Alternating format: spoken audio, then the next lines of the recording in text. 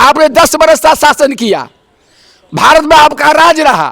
Bharatiya Janata party का भक्त लोग भगवान राम को मर्यादा पुरुषोत्तम राम के जगह पर नेता मत बनाओ।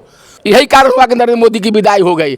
4 राउंड तक नरेंद्र मोदी जी पीछे पड़े हुए थे, तौर में जाते हुए। आप जय श्री राम का नारा लगा सकते हैं और कांग्रेस पार्टी जय श्री राम का नारा लगावेगा तो उस पर प्रतिबंध लगाते हैं।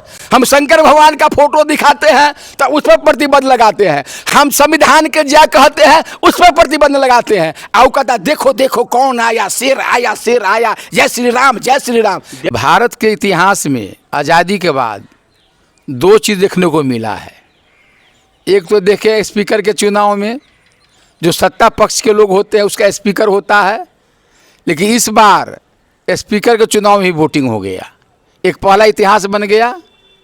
और दूसरा इतिहास ये हुआ है कि सत्ता पक्ष वाले जब आसन पर बैठते हैं तो विपक्ष वाले जो भाषण देते हैं तो सत्ता पक्ष वाले हल्ला नहीं करते हैं। ये हल्ला करने का मौका विपक्ष वाले को मिलता है और सत्ता पक्ष जब बोलता है तो विपक्ष वाले आवाज़ उठाता है विरोध में। लेकिन यहाँ तो विपक्ष वाले राहुल गांधी जी बोल रहे थे, अब मिर्ची लग रही थी भारतीय जनता पार्टी के सत्ता पक्ष वाले को, एनडीए गठबंधन वाले को। एनडीए गठबंधन में वो भी नरेंद्र मोदी जी को और अमित शाह जी को एक बात बता रहे हैं, अरे भाई आप सत्ता पक्ष के लोग हैं तो आप विपक्ष की बात को ना सुनिएगा। अब नारा दे रहा है देखो देखो कौन आ रहा है, शेर आ रहा है, शेर आ रहा है, शेर आ रहा है, देखो देखो कौन आया शेर। अरे हाउस में शेर जाता है? हाउस में तो प्रधानमंत्री जी, गृह मंत्री जी आते हैं। नवनिर्वाचित संसद, पुरानी संसद और नए संसद जो जीत कर जाते हैं वो जाते हैं, नेता लोग जाते हैं, संसद हो जाते हैं जो जीत कर जाते हैं। तो आप क्या देश के लोग को मैसेज देना चाहते हैं? देश के प्रधानमंत्री जी आप हैं। आप जब हाउस में जब घुटते हैं तो देखो देखो कौन आया, शेर आया, शेर। कौन सी का शेर? कहाँ गया शेरगिरी? 400 पार करने की बात कर रहे थे, 400 पार नहीं हुआ, 303 तक पार नहीं हुआ, यहाँ तक 250 पार नहीं हुआ, यहाँ तक हम कह सकते 240 पार भी नहीं हुआ। अभी भी रावण बड़ा घमंड खत्म नहीं हुआ है। राहुल गांधी जी क्या बोले हैं?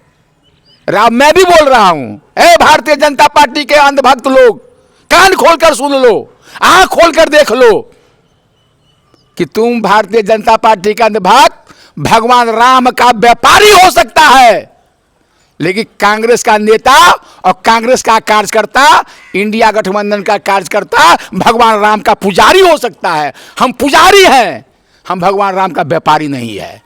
उन्होंने क्या कहा था?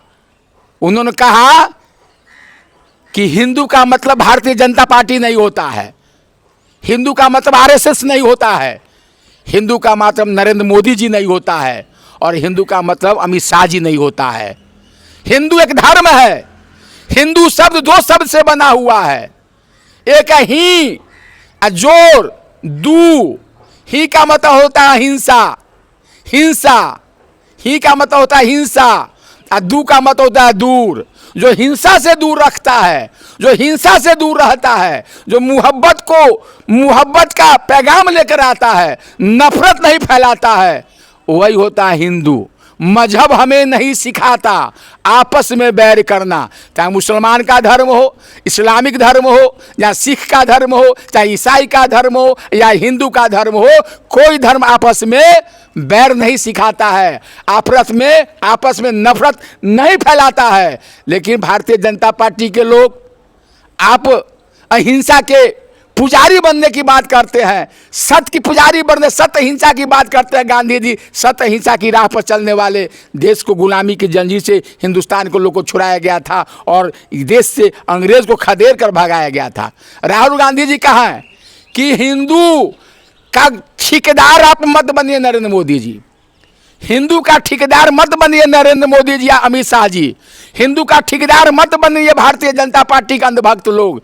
हिंदू धर्म का सबसे पहले हम कहते हैं, उन्होंने कहा कि सबसे पहले गर्व से कहते हैं कि हम हिंदू हैं, हम हिंदू हैं। हिंदू का मतलब ये नहीं होता कि मुसलमान के इस्लामी धर्म को अवहेलना कीजिए। हिंदू धर्म यह नहीं कहता कि इस्लामी धर्म को अब अवहेलना कीजिए। हिंदू धर्म यह नहीं कहता कि आप सिख धर्म को आप अवहेलना कीजिए। सभी धर्म कहता है कि अहिंसा की राह पर चलिए। हम लोग अहिंसा के पुजारी हैं, सत्य अहिंसा की राह पर चलने वाले हैं। कांग्रेस पार्टी का इतिहास रहा है कि महात्मा गांधी सत्य अहिंसा की नारा देते थे और भारतीय जनता पार्टी हिंसा की नारा देते हैं। इसलिए राहुल गांधी जी जो भी कुछ पार्लियामेंट में बोले हैं उनका मैं समर्थन करता हूं।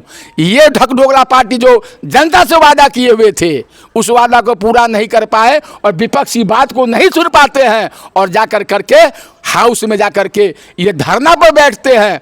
सत्ता पक्ष के लोग धरना पर बैठते हैं, सत्ता पक्ष के लोग हल्ला आवाज उठाते हैं। सत्ता पक्ष का काम नहीं है, विपक्ष का काम है। क्यों? सत्ता पक्ष वाले को तो कुछ करना नहीं है। राम के नाम पर, हिंदू के नाम पर, धर्म के नाम पर आज तक वोट लिए।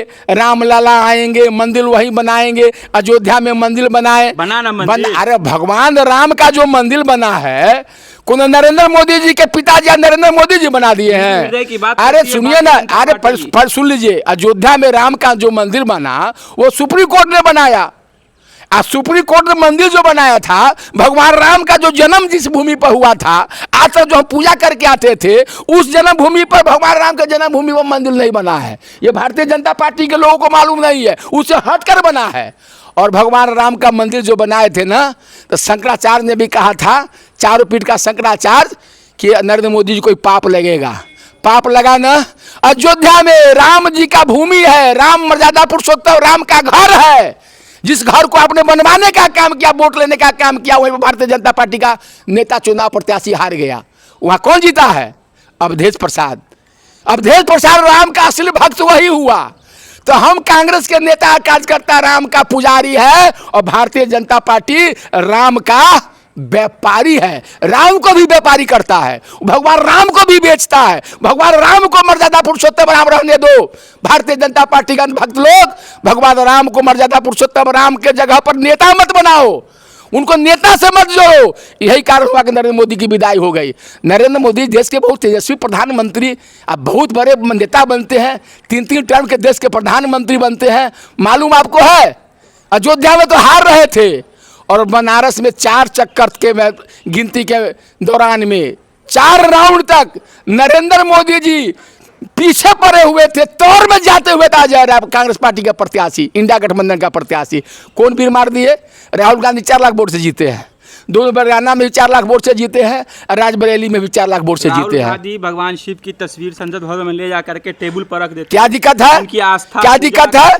भगवान राम के मूर्ति, भगवान राम का भी फोटो दिखाए, शंकर भगवान का भी फोटो दिखाए, सिख धर्म का भी फोटो दिखाए, गुरु गोविंद सिंह का भी फोटो दिखाए, इस्लामी धर्म का पैगंबर मोहम्मद साहब का फोटो दिखाए। आप जय श्री राम का नारा लगा सकते हैं और कांग्रेस पार्टी जय श्री राम का नारा लगावेगा तो उस पर प्रतिबंध लगाते हैं। हम शंकर भगवान का फोटो दिखाते हैं तो उस पर प्रतिबंध लगाते हैं। हम संविधान के जय कहते हैं, उस पर प्रतिबंध लगाते हैं। आओ कहता देखो देखो कौन आया, शेर आया, शेर आया, जय श्री राम, जय श्री राम। जय श्री राम सब लोगों का है। नेता है प्रधानमंत्री नरेंद्र मोदी। कहाँ ताकतवर नेता है? 2 बैसाखी पर टिका हुआ है नरेंद्र मोदी। जबान निकलता है नरेंद्र मोदी जी का, 400 पार, 400 पार, अब की बार मोदी सरकार, फिर एक बार मोदी सरकार, अब लिख रहा है अब की बार एनडीए सरकार। इस सरकार की आयु ज्यादा दिन नहीं है। यह सरकार 15 अगस्त के बाद गिर हो सकती है। कहाँ से चलेगा? किसका किसका बात मानेंगे? बिहार का पैकेज दीजिए, विशेष राज्य की दर्जा दीजिए, विशेष स्पेशल पैकेज दीजिए, चंद्रबाबू नायडू कहता है हमको दीजिए, हमको दीजिए, हमको दीजिए, मानना न पड़ेगा। ये एनडीए गठबंधन की सरकार है, न कि नरेंद्र मोदी जी की सरकार है, भारतीय जनता पार्टी की सरकार है। तो नरेंद्र मोदी की अब उल्टी गिनती शुरू हो गई। अरे क्या भारतीय जनता पार्टी के लोग बात करते हैं? मोदी जी की उल्टी गिनती शुरू कर दीजिए। ऐसा भाई, हम तो 52 को सीट हमको मिला हुआ था, तो हम 100 सीट पर आ गए। आज जो 400 पार करने की बात कर रहे थे, 303 पार भी नहीं हुआ, 250 पार भी नहीं हुआ, 240 पार नहीं हुआ। तो क्या नरेंद्र मोदी को बाघ मार दिए? आपने 10 बरस का शासन किया, भारत में आपका राज रहा। अब 10 वर्ष पहले जो जनता से वादा किए थे, नौजवान साथियों से वादा किए थे, जो बेरोजगार हमारे भाई बंधु, जो किसान की बद से बदतर स्थिति है, किसान की आमदनी दुगुनी करने की बात किए थे, 2 करोड़ नौजवान को रोजगार देने की बात किए थे, महंगाई को कम कर देने की बात किए थे, हर सर को मकान देने की बात किए थे, हर पेट को रोटी देने की बात किए थे, हर हाथ को काम देने की बात किए थे, हर खेत को पानी देने की बात किए थे और 15-15 लाख रुपया देने की भी बात किए थे। तो क्या हो गया? आपने एक भी वादा पूरा नहीं किया। आपको नहीं मिला 15? अरे 15 लाख रुपया मिलता तो 5 भाई, हम पर 3 गो बेटा है, 2 गो बेटा है, 2 गो बेटी है, 4 आदमी हो गए, एगो पत्नी है, 5 आदमी हो गए, एगो माँ है, 6 आदमी हो गए, 15 छक्का 90 लाख रुपया हमको मिल जाता, 1 करोड़ रुपया लगभग हो जाता। कमाने की क्या जरूरत था? खूब बैठ के टांग पर टांग चढ़ा करके पान और चाय चबाते रह जाते। तो 15 लाख तो नहीं है, 15 टका भी नहीं मिला। 15 लाख रुपया की बात किया था, 15 रुपया भी नहीं मिला। न 14 में मिला, न 19 में मिला, न 25-24 में मिला। तो काट के हारिए के बार नहीं चढ़ता है। तो नरेंद्र मोदी जी का अंग तो छूट गया हुआ है। बड़ा घमंड, रावण वाला घमंड था। आप